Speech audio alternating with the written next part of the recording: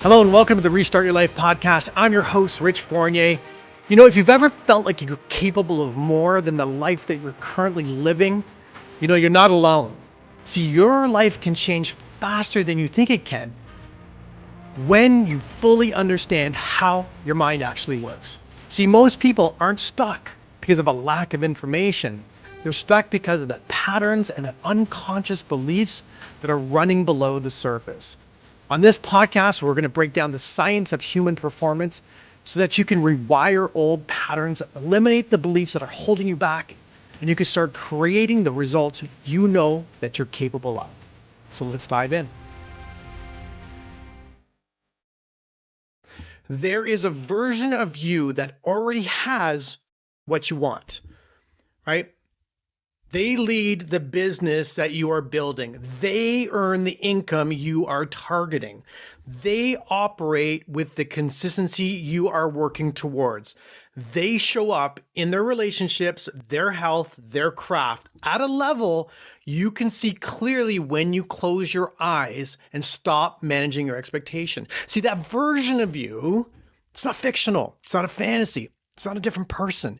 It is you operating from a different identity. And the distance between who you are now and who that person is, that's the identity gap. And today we're going to precisely define the gap. We're going to map it. We're going to measure it and understand why closing it is the only work that actually matters if you want to increase your performance. Welcome back to Restart Your Life. See, most high performers are in a state of constant internal conflict within themselves. See, on one side, they're ambitious, right? They have ambition. They're conscious, articulated desire for more in their life. More income, more impact, more freedom, more consistency, more significance, more love, more health. But on the other side, identity. The subconscious, deep-seated self-image that defines what is normal and appropriate for a person like you. When these two are misaligned, when your ambition is pointing to a level significantly above your current self-image, you're in the identity gap, and that identity gap is not comfortable. It creates a persistent, low-grade internal tension. A sense of being capable of more, but unable to access it consistently. A frustration that is difficult to articulate to anyone else because from the outside, you look fine.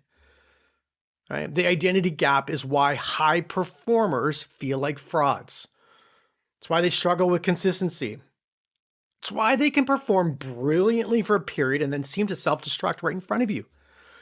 It's why they set goals at the beginning of the year and feel quiet hopelessness as they watch the year unfold in familiar patterns. See, the identity gap is the source of almost every performance challenge I work with. And until you can see it clearly, measure it, define it, understand what it consists of, you cannot close the gap. So here's the reframe on this. The identity gap is not a problem to be solved through more effort.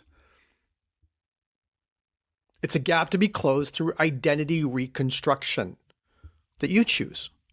And the difference matters enormously. See, effort applied. So when you have effort applied to an identity gap, right, it produces one of two things. Either it's going to fail, the effort doesn't overcome the homeostatic pull of the current self-image, and results kind of come out that you stay in your typical familiar range. Or secondly, and this one is harder to see,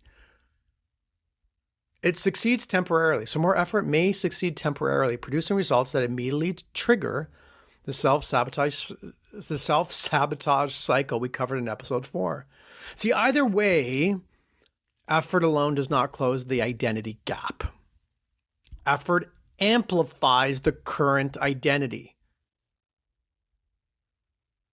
Hear me on this. Effort will amplify the current identity. This is why working harder from the wrong identity compounds the problem rather than solving it. You're producing more of what the current identity generates. Faster, with more energy, and with greater frustration. So the way to close the identity gap is not to push harder from your current identity toward your result that you want. The way to close it is to become the identity that produces those results as a natural byproduct of the new identity, not forcing the result from who you are today, becoming who produces that result naturally because you've changed the identity. So let me give you a framework for mapping the identity gap with precision. There are 5 key identity domains that I assess with every client, pretty much, right? Generally speaking, we look at things when we work with a client inside the path of transformation. So these 5 domains taken together give you the most accurate possible picture of where your identity is currently calibrated, right? And where the most important reconstruction work actually lives. So domain 1, like your self-worth, right? This is the deepest level. The subconscious belief about your inherent value as a person, independent of your performance. See, your self-worth determines how you're going to show up in a room, how you price your services, who you believe you belong in relationship with, and the standard of experience you allow for yourself. Signs of a self-worth gap are this, right? Discounting without being asked. Over-delivering and undercharging chronically. People-pleasing at the expense of your own standards. Struggling to receive acknowledgement or success without immediately deflecting it. A persistent need for external validation before feeling confident in what you do. Let's talk about the second domain, the capability belief, right? Your internal assessment of your own competence and your capacity to handle the next level, right? For every new level, there's another devil, right? So it's not your actual capability, but your subconscious belief about your capability. See, capability belief is often the domain with the widest gap in high performers. They're genuinely more capable than they believe. I'm sure you know people like this. Like they're genuinely able to do way more than they believe they can. The evidence is there, but the internal narrative runs a different program. Signs of a capability belief gap are this: perfectionism that prevents shipping the thing, right? Everything's got to be perfect before they do the thing. Imposter syndrome in high-stakes situations. They will avoid opportunities to prevent potential failure, right? So they'll avoid stretching to go after something to avoid the failure, even if it's just potential failure. They will consistently choose the safer option, even when the bolder option is clearly indicated by the evidence. Domain number 3, deserving. This is distinct from self-worth. To see, deserving is the subconscious belief about whether you are entitled to the outcomes you are pursuing, whether the result belongs to you. See, you can have a strong self-worth and still carry a significant deserving gap in your life, particularly around money success, right? Money success and recognition. If early programming when you were a kid installed beliefs that high achievement is for a specific type of person, and that person probably doesn't include you, right? High achievement are for those people on the other side of the track, not for us. Signs of a deserving gap are this: I have guilt around the success that I've achieved. I have difficulty sustaining high performance without a compelling external justification for the work that I'm doing.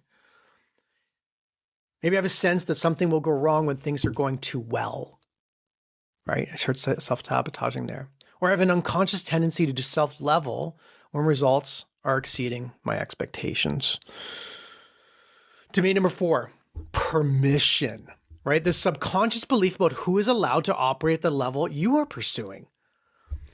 It's defined like largely by your reference group. So the subconscious belief about who is the person that's allowed to to operate at the level that I would like to operate in. So my reference group, family, peers, community, and these are embedded in the subconscious in the early programming years. This is the domain of identity level comparisons to my tribe. The internal voice that says people like us don't do that thing. People from where we come from don't earn that type of money. People who grew up this way, the way we did, right? They don't operate in these large rooms making impactful decisions and contributing at the highest of levels. What are the signs of a permission gap? Well, it's a persistent sense of being out of place, especially when you're pursuing something bigger.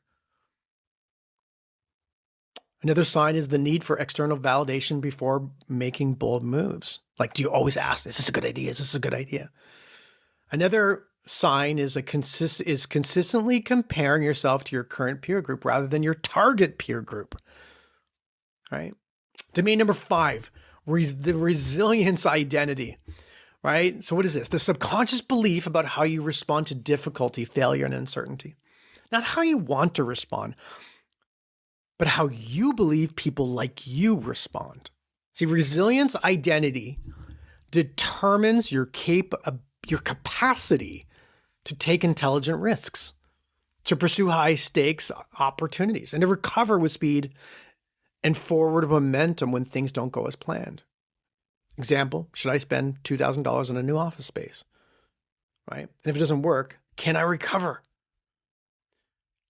Here are some signs of a resilience identity gap. Contraction in response to setbacks that is disproportionate to the setback itself. Like, do I contract when shit goes wrong? Right? Or I take so long recovering from a failure. Avoidance of high risk, high reward situations. Because what if I can't handle the potential thing, the failure? What if I can't handle it? Right? There's probably a pattern of abandoning things that I want as soon as a significant obstacle rears its head. I want you to map yourself across these 5 domains, honestly. Like, where is the gap the largest? Where is the distance between your current identity today and your next version identity most significant? This is where the real work lives. If you want to perform at the highest level, this is the work. It's not your lead gen strategy. So let's talk. Let me walk you through some examples here, drawing from the patterns I see consistently in working with entrepreneurs and sales professionals. Here's an example. There's a business builder in the professional services arena, right? They've been in business for a bunch of years. By any objective measure, they're generally excellent in what they do. Their clients get results. Their reputation is solid with their current sphere. Their skills are real, right? They've worked hard over their lifetime and they've really gathered real skills. They're earning about $150K a year when their industry peers at their level of skill and experience are earning $400,000 to $500,000. So when we map the identity gap across these 5 domains, here's what happens. So here's what we end up seeing. So in self-worth, they may operate as a service provider, not as a transformational partner. They discount all the time. They qualify their value before anyone has questioned it. The subconscious standpoint for worth positions themselves as less than equal to the high-level clients they are objectively capable of serving. So they're always going to go to the lower-level client. They're never going to pursue the higher-level client. In a capability belief scenario, they believe they're ready for a higher tier of client intellectually, but the subconscious runs a different program. Those clients need someone more established than myself, more credentialed, someone with a different background, right? There's often a very deep buried belief, often traceable to early messages about money and success in the family environment. That significant financial success is either unlikely for someone like them or comes at a moral cost they are uncomfortable with. Like, as an example, money is the root of all evil. Rich people are crooks, which isn't true, but that could have been early messaging that they had received. Their reference group, like family, close friends, and their early peer groups that were in their life when they were young, operate at a different level, fundamentally, at a different economic level. The subconscious is still seeking permission from a group that cannot grant what they are seeking, right? This is a big deal, right? In resilience identity, they avoid pursuing certain high value opportunities because a part of them doesn't trust how they're going to handle rejection or failure at a higher stakes level. None of this is visible in a normal conversation. Like, you're not going to find it in their LinkedIn profile. It's not in their pitch. It's in their operating system. And the income gap between 150 to 450, it's simply a financial expression of their identity gap. Big episode today. Really big episode. You might have to listen to this one again. Here's what I want to leave you with today. This identity gap is real. The gap between knowing and doing. There's a huge gap here. It's measurable. It's specific to you and to your history. But I want you to understand, it's closable. You can reprogram this identity gap. You can change it. Not through positive thinking, not through repetition of affirmations that you don't believe, not through one powerful weekend event that fades by Wednesday. You must have a structured, sustained, evidence-based process of identity reconstruction, where new beliefs that you create are installed through a combination of intellectual understanding, experiential proof, subconscious reprogramming methodology, and environmental design. Well, that's a mouthful, isn't it? It's not mystical. You have to be methodical in your process. And it works because it operates at the actual level of the problem, not the surface. Your next version is not someone else. It's you, but with a different operating system, with a self-image that's calibrated to the level that you're pursuing, with a subconscious that is programmed to produce what you are trying to build as a natural, automatic output. That version does exist. The identity gap is just the distance to get there. And there is a path. Here's your work from this episode. It was a huge episode. Lots of words in this episode. A lot of cognitive load in the language that I used today. I want you to take those 5 identity domains: your self-worth, what you believe you're capable of, what you're deserving, the permission that you give yourself, and your ability to be resilient. And for each one, rate yourself on a scale of 1 to 10.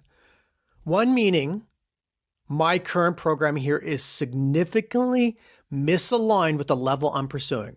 My current programming doesn't work for what I want to do.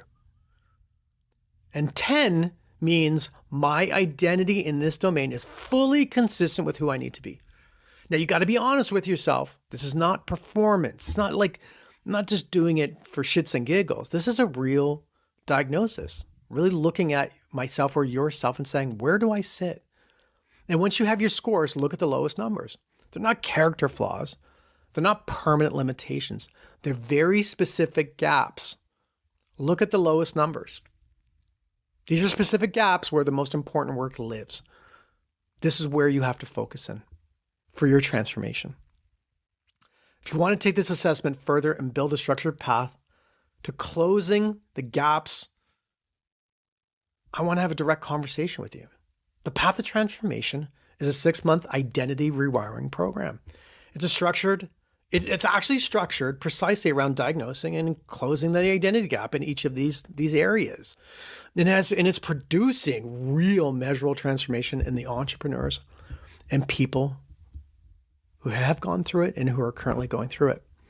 It's not a course that you consume. It's a process that changes you. If you're ready for that, book a discovery call at restartyourlife.com. And let's close the gap. I can't wait to see you in episode 6.